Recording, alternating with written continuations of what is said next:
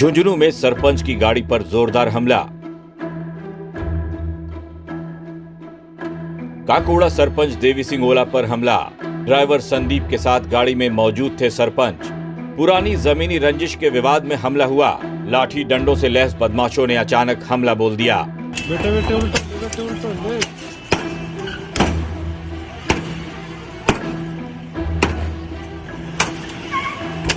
सरपंच की कार को बुरी तरह से तोड़ा गया।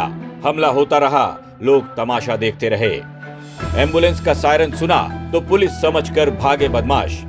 पुलिस ने नाकाबंदी कर 2 बदमाशों को गिरफ्तार कर लिया।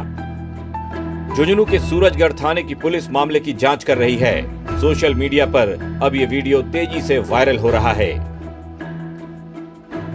राजस्थान तक के लिए झुंझुनू से नैना शेखावत की रिपोर्ट।